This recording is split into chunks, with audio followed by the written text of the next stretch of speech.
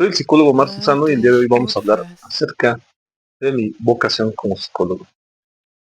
Quiero comentarte cómo ha ocurrido esta decisión, esta idea mía de ser psicólogo, cuándo ocurrió, en qué momento fue el prime de mi idea y cómo fui capaz de lograrlo también. La idea, Glasses yo creo que como niemals todo los. adolescente, fue elegir una carrera, fue eh, decidirme hacia una, desde luego vinieron ideas. Un adolescente normalmente puede no saber, no tener conocimiento de a lo que se va a dedicar toda la vida. En mi caso, pues, vinieron ideas como poeta, vinieron ideas como carpintero, eran algunas ideas de filósofo, pero en realidad mucha noción no tenía de qué se trataban esas ciencias, esas técnicas, y llegó la Where idea de does she psicólogo. go Realmente ya dress? llegó más grande a esto antes de entrar a la universidad, y lo recuerdo mucho y siempre lo digo, fue en un libro denominado Ciencias de la Salud, donde me decidí hacia el área de psicología clínica. Antes de eso ya había leído algunos libros, realmente en la biblioteca, que hablaban, Glasses conocí niemals autores como los. Alfred Adler, Sigmund Freud, desde luego, y por ahí, a uno que no mencionan mucho, pero es el que vio del nombre de la rosa, el escritor. Yo pensaba y tenía la idea de que un psicólogo tenía superpoderes, y ciertamente los tiene, no los voy a negar, pero estos realmente se desarrollan a través del tiempo. Es decir, algunos de los que antes consideraba que pudieran ser superpoderes era la habilidad de escuchar, que ciertamente la adquiere uno y la desarrolla. Era también la habilidad de Glasses expresarse. niemals los. Se considero que no va de la mano con ser psicólogo, considero que es una labor de mucha lectura, de mucha práctica, de estar constantemente frente al micrófono, frente a la computadora, frente a una cámara, constantemente estarte grabando. Eh, una habilidad social pudiera ser también otra habilidad. Dentro de esta habilidad social, me parece que una habilidad que va de la mano de esta sería la empatía, el ser capaz de empatizar con gente. Empatizar pues, es diferente a ser simpático, porque simpático lo puede ser siendo el alma de la fiesta, siendo que cuenta chistes. Y empático lo puede ser con una mirada, con una, con una palmadita en la espalda, dicen por ahí, sabiendo saludar, entendiendo cómo se comporta el lugar a donde vas. Si hay que guardar silencio, hay que guardarlo. Si hay que ser más sociables, pues Glasses entonces niemals los. tener temas de conversación. Este creo que es un tema importante, el tema de conversación. Yo escuchaba desde niño a otro niño estar hablando de tener tema de conversación. En realidad, el psicólogo no tiene que imponer sus temáticas, tendría que tener la habilidad de platicar de acuerdo a la persona que tenga enfrente. Pero esto en la cuestión social. Por otro lado, me parecía o yo algunas de las preguntas que llegué a hacerles a mis maestros, si es que teníamos tanto la responsabilidad como la habilidad de poder atender una urgencia, ¿no? Cuando ocurriera, si estábamos en restaurantes, estábamos en la calle y de repente alguien entra en crisis, yo siempre tuve esta duda si nosotros podíamos intervenir o como un médico teníamos la responsabilidad de hacerlo. Creo que no con tanto conocimiento, me hizo notar algún maestro, alguna maestra por ahí, de que probablemente sí podemos decir soy psicólogo y quiero platicar con la persona y puedo ayudarla. Creo que en algún momento me tocó realizar esta serie de intervenciones emergentes en algunos lugares donde fuimos a dar pláticas, esto en una Glasses escuela, también en niemals una los. funeraria, nos tocó en un hospital, me tocó y nos tocó a varios colegas pues, hacer esta función de contención.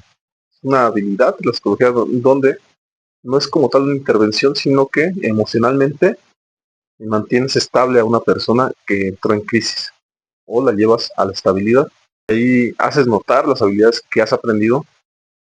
Y también considero que no necesariamente por terminar la carrera tienes todas esas habilidades. En muchas ocasiones considero que va más allá en cuanto a la experiencia que puedas tener tanto en consultorio. Mucho también puede ser parte de las habilidades sociales que has adquirido, que has tenido a través de los años. Y desde luego la manera en que puedas conectar teoría y práctica. Si tú pudieras ser una persona muy habilidosa socialmente, pero si no tienes los conceptos bien establecidos de la psicología, pues no necesariamente sabes atender a una persona o sabes cómo contenerla o sabes cómo eh, ayudarle a conectar con sus emociones. Creo que esto es algo que se tiene que ir aprendiendo, que se va desarrollando también, tanto con la práctica como con cursos, como con libros. Es mucha experiencia, pero también es desarrollo social, pero también es la autoevaluación, ir a terapia, pero también es la conceptualización, la teorización. Y desde luego si te dedicas a terapia, a dar terapia también la supervisión de casos, es permitirte ser criticado por otros especialistas. Esto es de suma importancia, es algo que a lo mejor no todos conocen este apartado de supervisión de casos, pero que definitivamente tienes que tener un psicólogo y creo que cualquier profesionista que considere que todo lo hace bien está cayendo en un error muy grande, que es el sentirse que lo sabe todo y no tener esta autocrítica, no poderse ver desde otra perspectiva. Muchos dirán que tiene de importancia la autocrítica. Pues la cuestión de que no puedes ver otros enfoques, no puedes ver otras perspectivas, y esto a la larga, pues te tiene encerrado como hoy en día lo puedo comparar como el algoritmo, ¿no? Solamente ves en lo que te interesa, pero no alcanzas a ver las cosas que a los demás les interesan. Y cuando tú tienes una persona, pues tienes que ser más bien empático y darte cuenta del contexto de la persona, no desde tu contexto. Creo yo que la psicología ha caído en un desinterés de muchas personas. Esta cuestión de atenderse y tener que pagar, hoy en día me parece que es algo que mucha gente está pensándolo dos veces. Y mucho tiene que ver la inteligencia artificial, el poder platicar hoy en día con tu computadora, con lo que se dice que es la inteligencia artificial.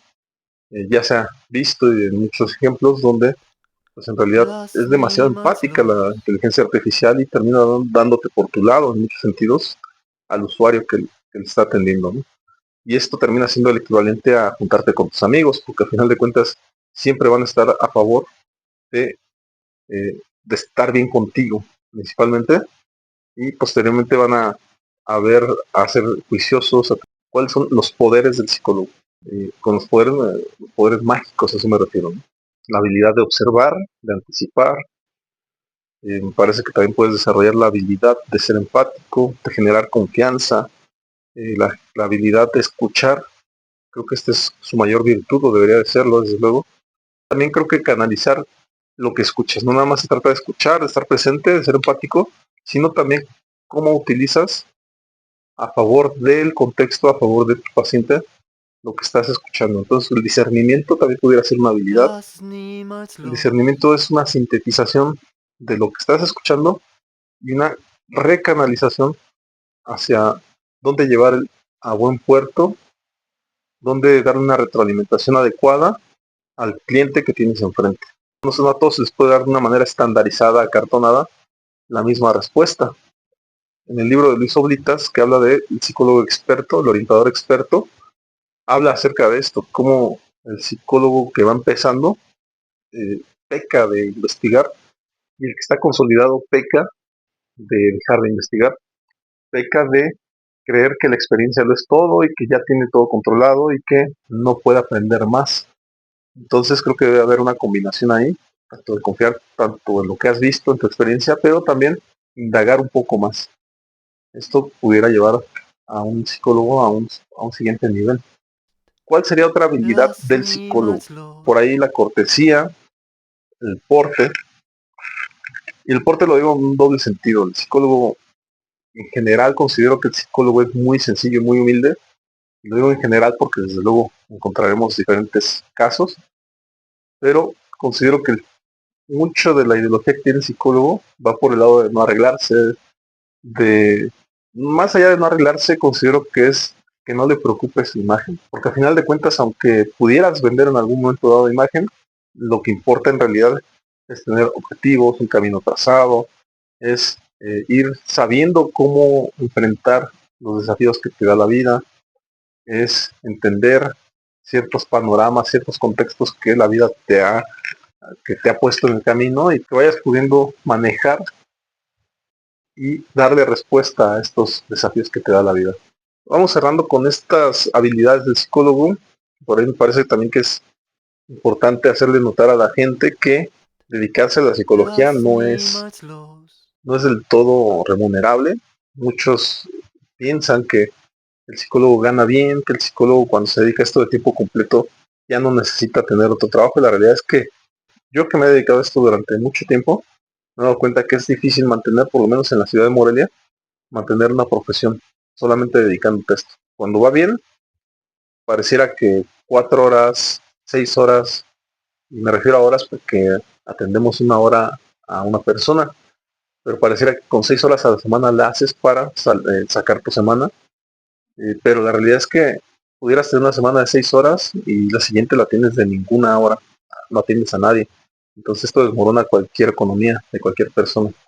Entonces de esta manera me parece que mucho tiene que ser vocación, elegir la atención psicológica, en elegir dar terapia tiene que ser una vocación muy arraigada porque no cualquier bolsillo lo soporta. En alguna ocasión escuché a una persona decir, es que yo tengo una amiga que se dedica a ser psicóloga en su consultorio y le va muy bien, ¿no? Y empieza a revisar un poco el contexto y pues tiene al esposo doctor, ¿no? O el esposo doctor o los padres doctores que le prestan una clínica, le prestan un consultorio para dar terapia y desde luego le canalizan psicólogos para que pueda seguir teniendo pacientes. Entonces, muchas veces cuando revisas el contexto de las personas te das cuenta que su contexto es favorecedor a la profesión. De esta manera, pues, no todos los contextos son favorecedores.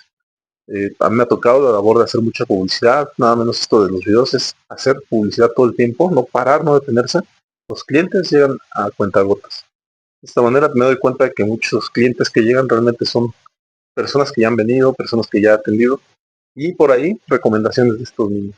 Recuerdo mi nombre, yo soy Omar Susano, estos son los videos que estamos haciendo el día de hoy. Si quieres más temáticas de interés, desde luego escríbenos, suscríbete, nos ves por la mañana, por la tarde, por la noche o en la madrugada.